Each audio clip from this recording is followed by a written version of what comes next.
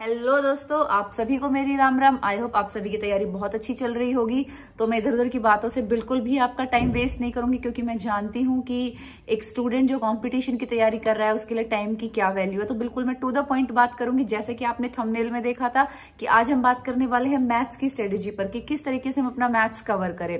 Mainly जो ये आज की वीडियो है ये सीपीओ के लिए होने वाली, क्योंकि इस वीडियो में मैं सिर्फ यही बताऊंगी कि 3 महीने में आप अपना मैथ्स कैसे अच्छा कर सकते हैं और उसमें बढ़िया स्कोर कर सकते हैं। इवन आप फुल मार्क्स भी स्कोर कर सकते हैं अगर आप अच्छे से इन चीजों को फॉलो करेंगे। तो सबसे पहले अब आपको क्या करना है, देखिए 3 महीने आपके पास बचे हुए हैं। तो अगर मैं आपको ये कहूं कि आप आज ही बुक उठाइए और आप मैथ्स में बिल्कुल जीरो हैं और आप 3 महीने में पूरा सिलेबस भी कर लेंगे, फुल मार्क्स भी ले लेंगे, तो ये बिल्कुल ही झूठ बात होगी, बिल्कुल झूठा दिलासा होगा। मैं बिल्कुल भी ऐसा आपको नहीं बोलूंगी।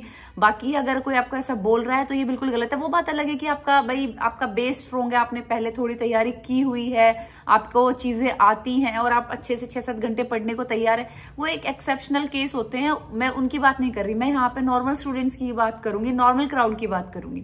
तो देखिए, अगर आप सीपीओ को टारगेट कर रहे हैं तो मैं मान के चलूंगी कि आप लोगों ने लगभग 3 महीने पहले से तैयारी चालू कर दी होगी। तो जो आज की वीडियो है ये उन बच्चों के लिए है जिन्होंने थोड़ी बहुत पढ़ाई करी है, हल्की फुल्की, और जिनका मैथ्स थोड़ा सा ठीक है, जो थोड़े से सिलेबस से अवेयर हैं, जिनको पता है कि किस टाइप के क्वेश्चंस आते हैं।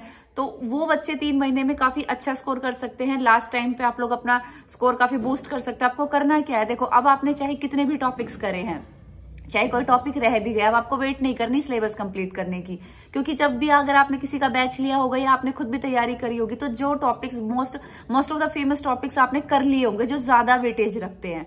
तो अब आपको क्या करना है, आपको 2023 से पेपर उठाने हैं, जैसे कि सीपीओ का जो 2023 में हुआ है, और सीजीएल, सीएचएसएल के क्वेश्चंस भी बहुत अच्छे होते हैं, लेकिन पहले आपको टारगेट सीजीएल और सीपीओ के क्वेश्चंस पे ही रखना है। वो आपको ऐसे बैक टू बैक जाना है। जैसे 24 के करें, मेंस के पेपर भी लगाने हैं, सीजीएल के मेंस के पेपर भी आपको लगाने हैं मैथ्स के। ये नहीं है कि आप सीपीओ देंगे, सीपीओ में मेंस नहीं, मैथ्स नहीं आता मेंस में, तो आप नहीं करेंगे। नहीं, आपको करना है। क्वेश्चन रिपीट होते हैं, ठीक है। तो आपको क्या करना है, 2023 से स्टार्ट कर देने हैं पेपर लगाने। अब उसमें क्या है, जैसे आपने मान लो 25 क्वेश्चन का एक सेट लगाया, तो उसमें से आपको 20 क्वेश्चन तो आ रहे थे, 5 क्वेश्चन में आपको प्रॉब्लम हो रही थी, उन क्वेश्चन को आपको मार्क करना है।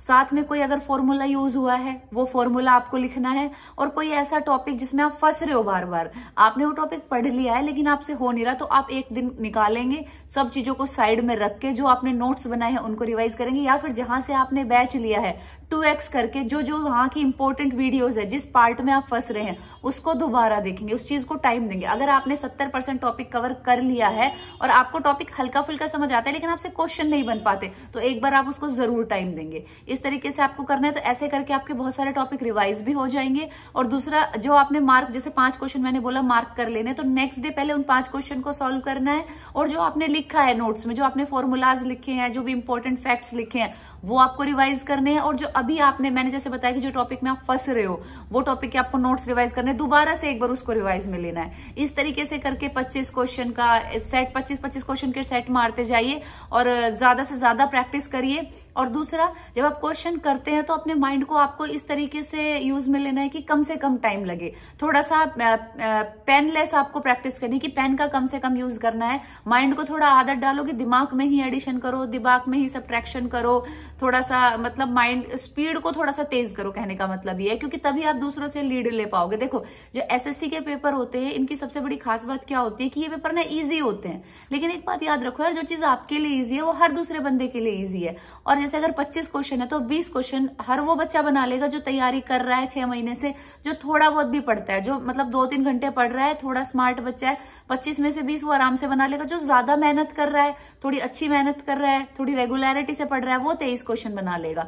लेकिन बात वहीं अटक जाती है सिलेक्शन पे, कि हर बार कहते हैं ना कि 2 नंबर से रह गए, 10 नंबर से रह गए, क्योंकि हम अभी भी मीडियोकर वालों की रेस में, हमें उससे भी एक स्टेप आगे जाना है। तो हमारे एफर्ट्स भी थोड़े एक्स्ट्रा ही होने चाहिए, तभी आप दूसरों से लीड लेके जाओ। अगर लीड 1 नंबर से, 2 नंबर से, 5 नंबर से, 1 क्वेश्चन से, इन्हीं से ही मिलती है, इन्हीं से ही सिलेक्शन होता है, इन्हीं से ही रैंक बनती है। तो आप क्या करो, आपको अपने, एक तो इसमें सबसे ज्यादा मेन चीज ये है कि अपने वीक पॉइंट्स पकड़ने हैं, जिन टॉपिक में फंस रहे हो उनको आइडेंटिफाई करना है, फॉर्मूला टिप्स पे होने चाहिए, कैलकुलेशन पे काम करना है, और पिछले 3 साल के क्वेश्चंस बहुत ही अच्छे से प्रैक्टिस कर लेने हैं। इस तरीके से करोगे तो 3 महीने में, और एक दिन भी आपको ऐसे छोड़ना नहीं है कि भाई 4-5 दिन पढ़े, 1 हफ्ते का गैप दे दिया, ऐसे बिल्कुल भी नहीं होगा। थोड़ी रेगुलरिटी रखो। अगर सच में सिलेक्शन चाहते हो, सीरियस हो सिलेक्शन को लेकर, तो लास्ट के 3 महीने तो आप अच्छे एफर्ट्स डाल ही सकते हो।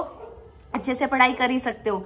तो इस तरीके से आपको अपना सिलेबस कवर करना है 3 महीने में। शॉर्ट आप लोगों का मतलब मार्क्स भी बढ़ेंगे और अलग ही कॉन्फिडेंस आएगा आपको मैथ्स में। अब कई बच्चे क्या सोचते हैं कि यार सीपीओ है, मेंस में तो अपने मैथ्स आना नहीं है, तो अपना क्या करते हैं कि सिर्फ इसी को ही अपना इंग्लिश पे ही फोकस रखते हैं। भाई ऐसा क्यों, प्री के मार्क्स जुड़ेंगे सीपीओ में, और मार्क्स जुड़ेंगे तभी अच्छी रैंक बनेगी, और तभी आप, बहुत सारे लोगों का दिल्ली पुलिस ही सपना होता है सीपीओ में जाने के लिए, तो आपको तभी आपकी ड्रीम पोस्ट मिलेगी। तो अच्छे से मेहनत करनी है। बाकी ऐसे दोस्तों, अगर आप लोगों को इस तरीके की वीडियोस फर्दर देखनी है तो प्लीज मेरे चैनल को सब्सक्राइब कर देना, और अगर वीडियो इन्फॉर्मेटिव लगी है तो प्लीज इसे लाइक कर देना। जल्द ही मैं इंग्लिश स्ट्रेटेजी लेके आने वाली हूँ, तो जुड़े रहने के लिए again I will say please please please subscribe my channel. तब तक पढ़ते रहो। Best of luck.